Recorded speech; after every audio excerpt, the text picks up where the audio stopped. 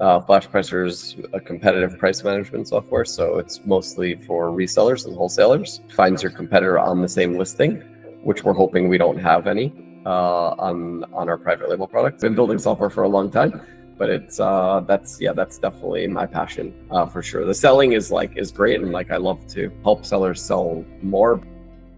Do you have your own brand? Have you sold in the past before? So I have my own brand on Walmart. I never really did it on Amazon. I was really big in the drop shipping game on Amazon.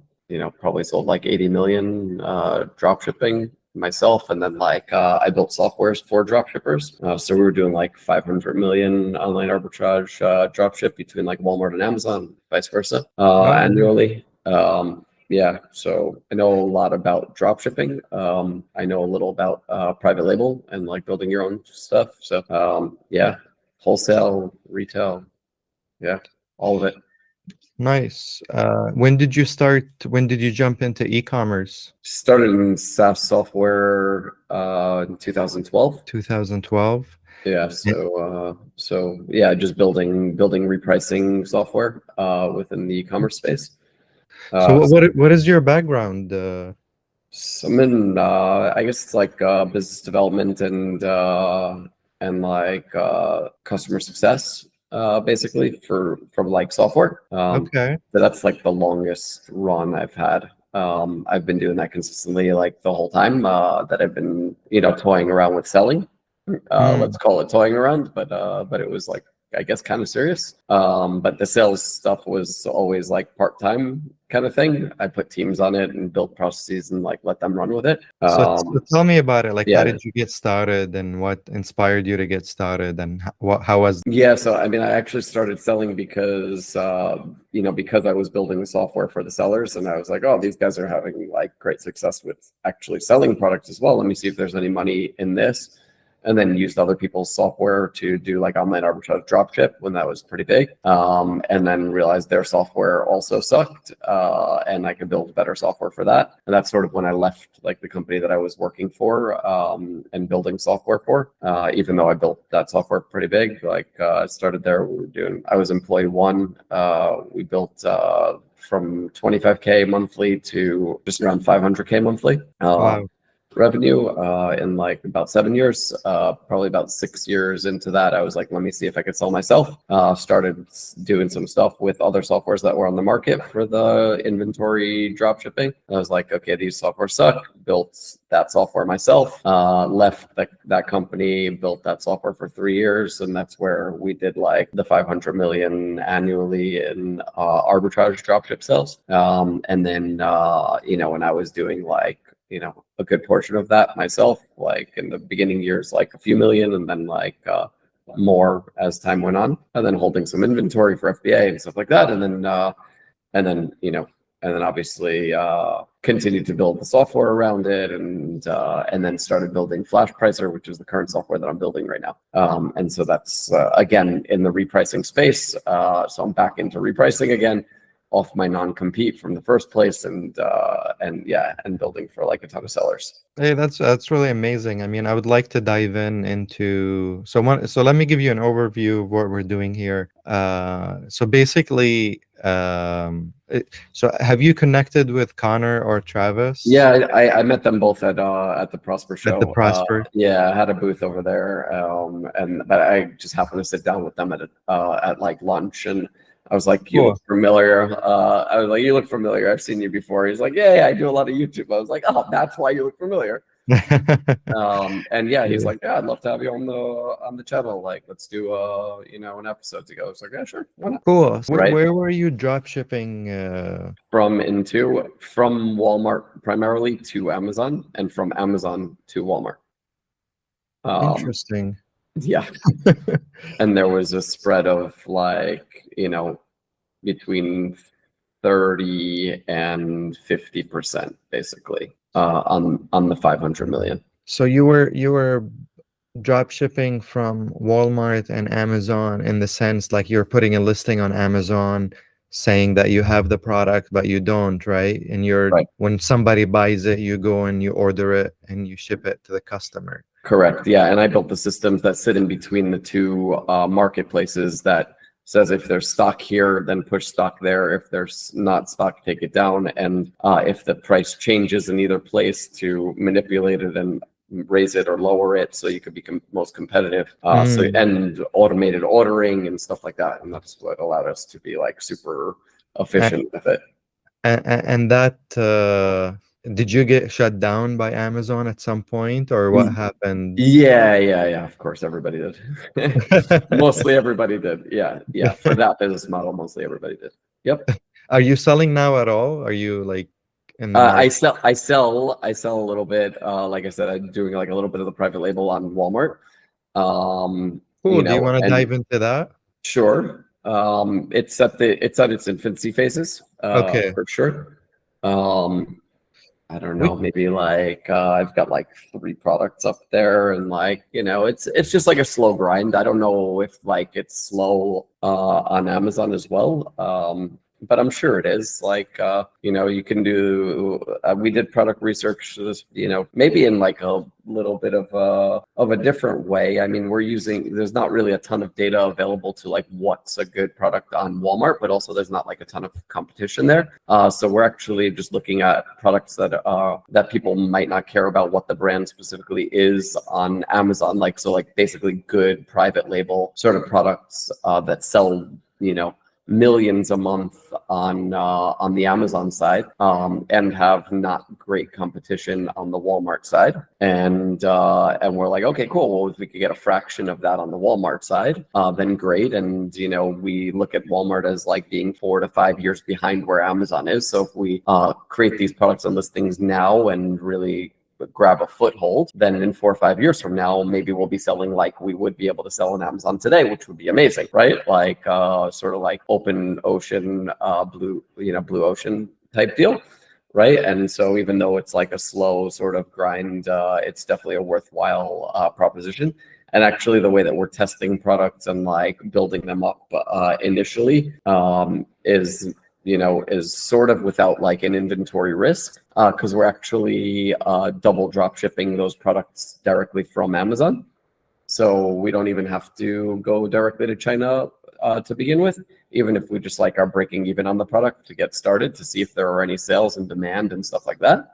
We just like are buying it from Amazon and then drop shipping it to, whatever, taking it to our warehouse, repackaging it and shipping it to the customer. So from Amazon, it comes within a day or 2. We get it here, we flip it out of the thing, and we ship it to the customer.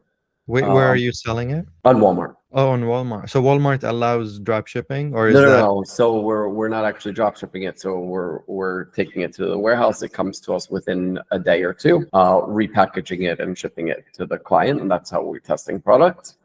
I see.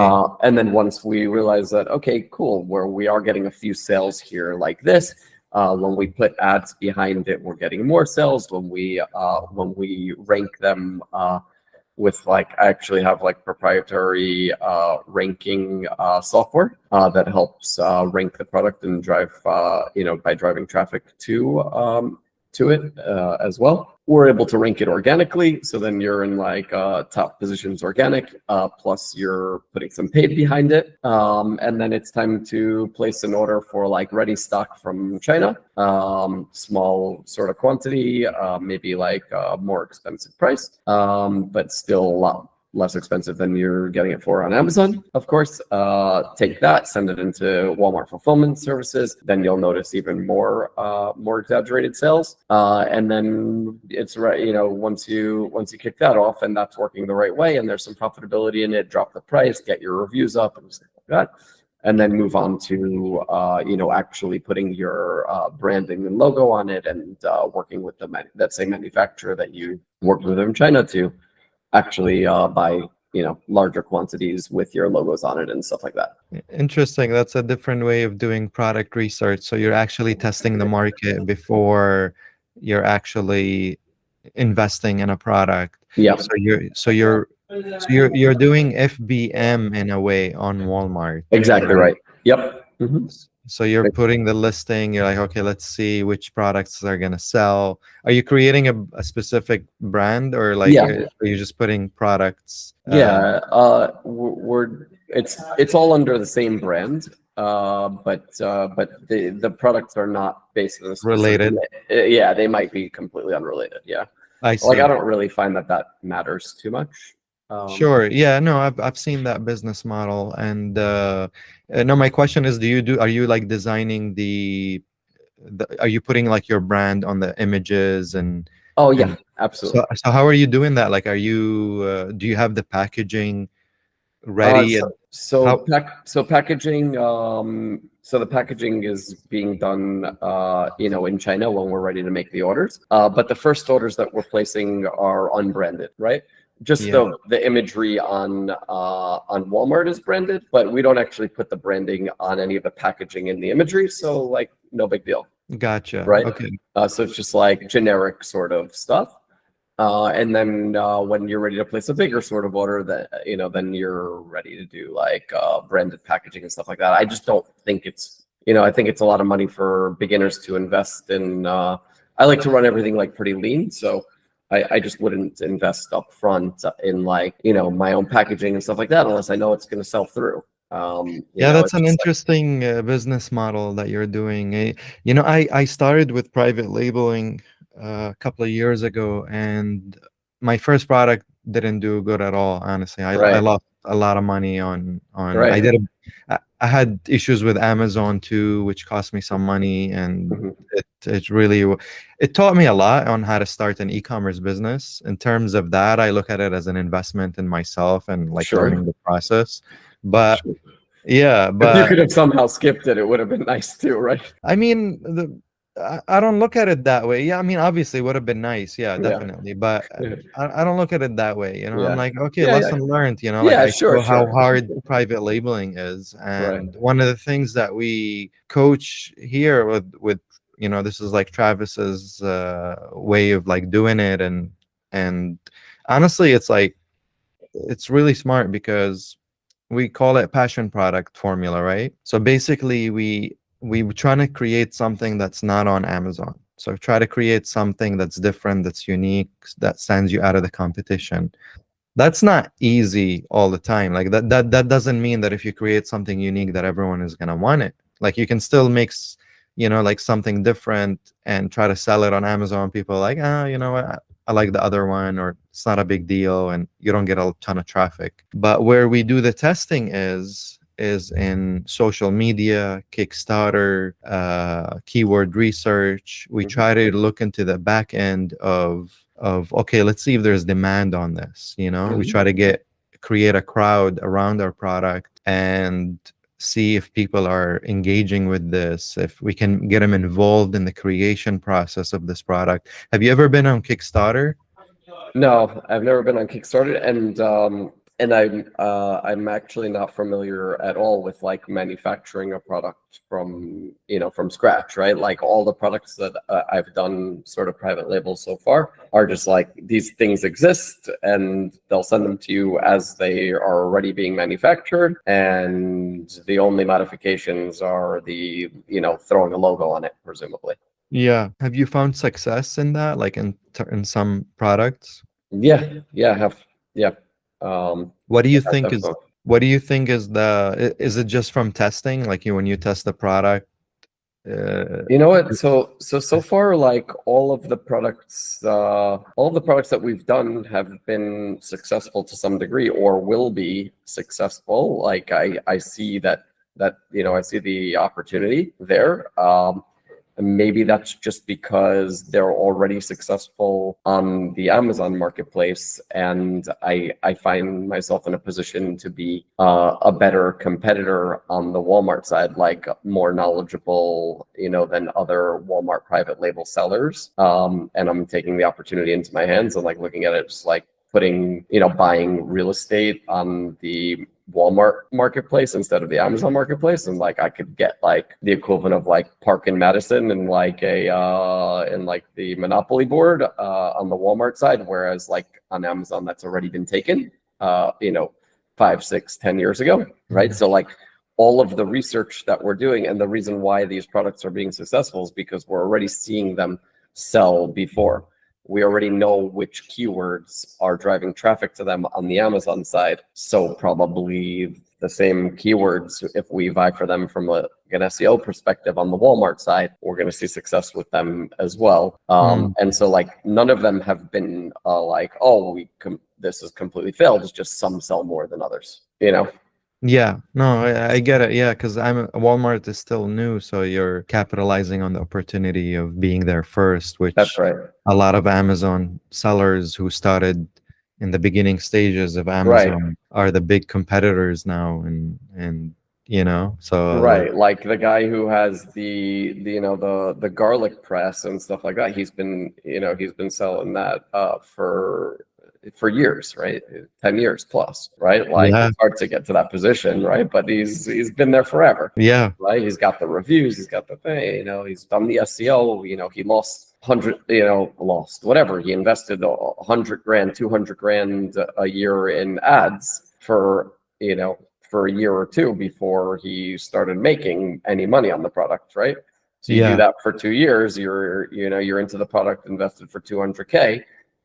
But 8 years later, that product makes you $1 million a year, in profit. So that's something.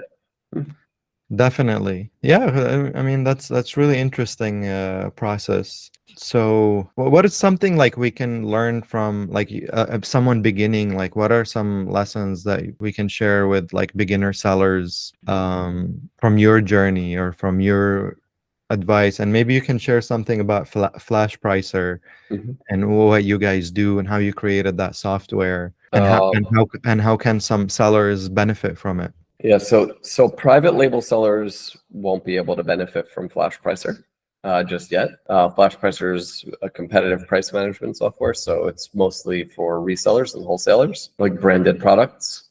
So it finds your competitor on the same listing, which we're hoping we don't have any on our private label product. So probably most of your viewership is into private label, right? No, we don't recommend private labeling. We try to encourage them to develop their own products. So I got you. Okay. Yeah, but still they're not going to have any competition on their listings. Correct. So then, not so much. Flash Pricer is not so applicable. And in terms of like recommendations, for type of product and stuff like that, even if they're creating their own product from scratch and they're not just private labeling a product that already exists, even though I call that private label anyway, right? Even if it's like slight modifications to a product or, to make it your own or whatever it is. The key is still research, right? You're telling them to go back and do all this research beforehand, right? We do that same research just based off of a lot of data that already exists on the Amazon marketplace, which is a successful sort of marketplace. So if you're creating a product in the pet category that, something that doesn't exist, but there's two products that sort of like overlay in like a diagram, and right, like there's the product your product that sits in between the two, then you're probably going to want to do product research on those those other two items, see which keywords are driving traffic to those items. You're going to want to buy those keywords from like a PPC perspective. You're going to want to vie for them from an organic perspective. Yeah, I mean, like I'd say the key is all the research up front. If you do the correct research up front, then there's no way that the product's not going to be successful on the back end. How successful, I don't think anybody could tell you before you actually put it out there and start working it. But I mean, definitely whether it's a failure or not, right, like can be determined by the other products that you're looking into that are similar. Yeah. No, I agree. Right. If your two products are each doing like $1 million a month in sales, right? And you can factor for like a hybrid of the two is 2 million, and you want to capture, 5% of that, right? Or 10% of that, then you just run your numbers like that. I agree. Yeah. What kind of softwares do you use for Amazon? For product research on Amazon? For product research. It's mostly Jungle Scout's tools. Yeah. Jungle Scout. Okay. Yeah, we use Jungle Scout and Helium 10. Yeah, exactly. You could use either one of those. You'll probably get similar sort of numbers out of them, but or using both is even better. Great. Yeah. I use their like reverse search lookup tool. Like you put in the ASIN, it tells you which keywords are pushing to that ASIN. And I also use their sales estimator. So like type in something like whatever dog toy or whatever it is, and find the best sort of dog toy. Just run the extension, give me the best one. Best meaning most amount of sales to that item. Find something similar to that. Yeah. Run the keyword.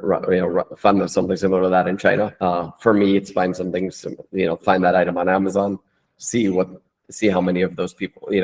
See how many similar things there are on Walmart. See if they have any ratings or reviews. If they're already gaining traction on the keywords that are driving traffic to that. Does Jungle Scout work on Walmart? No. Oh, it doesn't. Okay. No, not yet. I think Helium 10, they just added Walmart. Yeah, it's horrendous.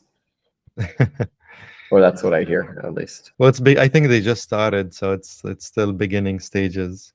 Yes. But, so Flash Pricer works on Walmart and Amazon from a repricing perspective. But again, your clients are not going to have competition on their listings. So what does Flash Pricer do exactly?